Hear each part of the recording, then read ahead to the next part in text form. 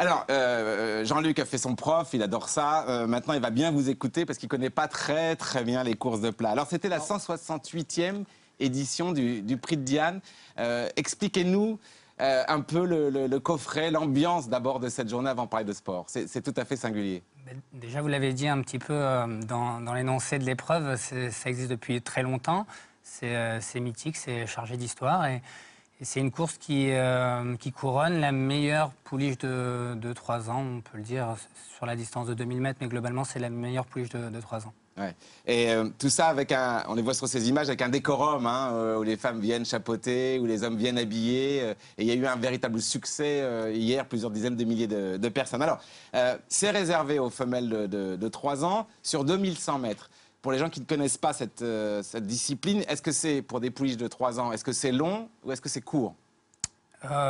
Ni l'un ni l'autre. Il faut avoir un petit peu de tenue, comme on dit dans mon jargon. Donc c'est un petit peu long quand même. Et complètement. Et il faut quand même avoir beaucoup de vitesse pour pouvoir accélérer. Je pense que c'est ce que demandent tous les éleveurs et ensuite les propriétaires à leurs chevaux. C'est d'avoir des chevaux qui sont capables de changer de vitesse. Donc c'est un petit peu le mix des deux.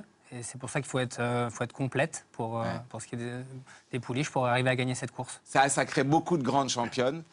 Trèves, bien sûr. Zarkava, qui est resté imbattu dans toute sa vie et qui a gagné aussi ce prix de Diane. À chaque fois, il y a une grande championne qui en sort. Mais je pense que c'est pour ça que ça fonctionne. Il y a le côté historique, le côté ambiance, le côté femme magnifique, très bien habillée, avec des beaux chapeaux. Et l'autre, le sportif, qui fonctionne aussi parce qu'il y a énormément de championnes, vous l'avez dit. C'est une course mythique, c'est une course qui est très difficile à gagner, où il y a quand même énormément de pression parce que voilà, c'est que les 3 ans. Quoi. Si on loupe ce rendez-vous, on l'a loupé. Voilà. C'est fini, il y a une pression très spéciale. Le deuxième cette année qui a été assez malheureux, Henri-Alex Pantal, l'entraîneur, que j'ai interviewé après la course, qui était un petit peu dépité parce qu'il n'aura plus d'autres chances. Elle a été un petit peu ennuyée dans le parcours. Elle vient finir à grande vitesse et c'est difficile à vivre pour l'entourage. Alors, on va regarder justement cette fin de course et on va voir ce que vous nous expliquez à l'instant. Et puis, on va vous voir aussi interviewer le grand vainqueur, énorme champion Pasquier, qui n'avait bizarrement jamais remporté le prix de Diane Longing. C'est chose faite pour lui. Il est très heureux. Regardez la fin de la course et l'interview du jockey.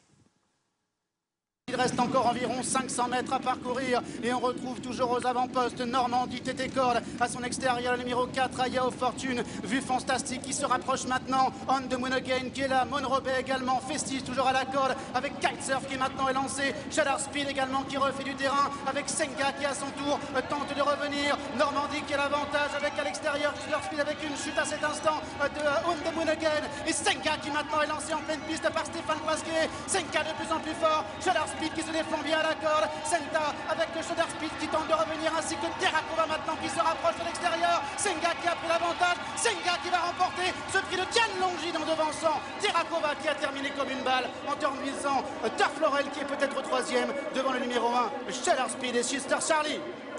Formidable victoire de Stéphane Pasquier. Aujourd'hui, elle a accéléré comme elle a voulu, les 2000 mètres l'ont beaucoup aidé et on a eu la chance d'avoir un déroulement de course plutôt favorable, donc c'est vraiment agréable. J'ai eu une bonne course, j'ai choisi Dettori parce qu'il sait un peu où il va, enfin j'ai l'impression. Et du coup, elle a très bien accéléré, elle a fait ce que je lui ai demandé, c'est vraiment hyper agréable. Ouais. C'est quand même extraordinaire. On voit Stéphane Pasquier complètement ému par ce qu'il vient de vivre. Hein. Oui, parce que... C'était à Chantilly, on l'a pas précisé. Un petit peu plus loin dans l'interview, je lui ai demandé, ça a été fait un peu dans la douleur, la jument a été un petit peu irrégulière dans la préparatoire de cette course, on peut dire qu'elle a très mal couru, tout simplement. Et là, il faut tirer un grand coup de chapeau, je pense, à Coetil. Non, à Pascal Barry. Ah oui, Pascal Barry, pardon. Pascal Barry qui a cru et qui a dit au propriétaire, on y va quand même. Elle courait à 15 jours parce qu'entre-temps, elle avait recouru une fois. Enfin, c'était un drôle de pari. Alors, étonnamment, vous avez vu tout à l'heure, quand je parlais du 4 étoiles de Lumulène, les 4 premières places sont occupées par 4 femmes.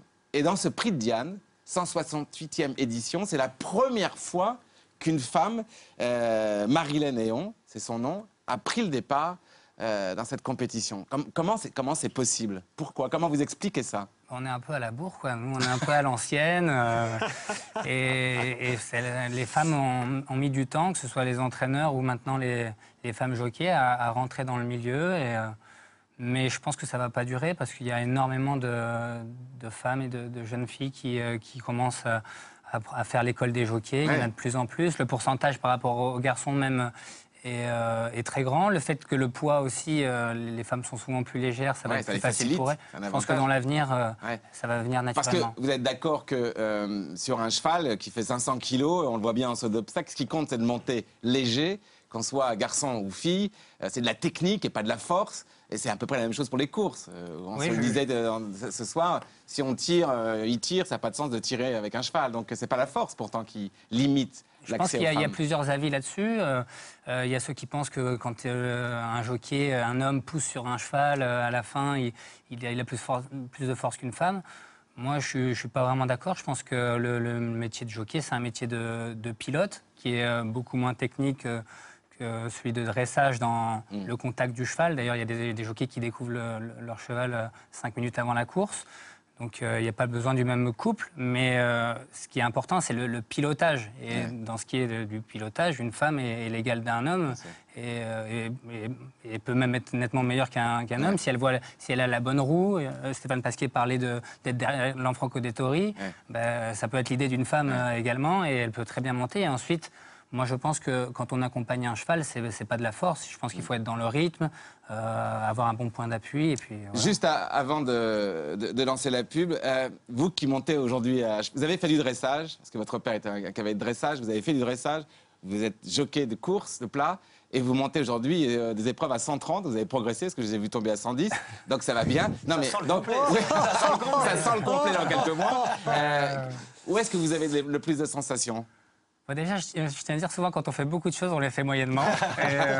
Et c'est le cas pour moi. Le dressage, j'y connais pas grand-chose, mais c'est vrai que ça m'a aidé de passer des courses au CSO. Là, c'est ce que j'ai commencé avec ma petite amie Clara qui m'a donné cette passion de sauter des barres. Je trouve ça déjà beaucoup trop difficile. Et je pensais vraiment arriver dans un domaine qui était abordable. Et vraiment, c'est très, très technique.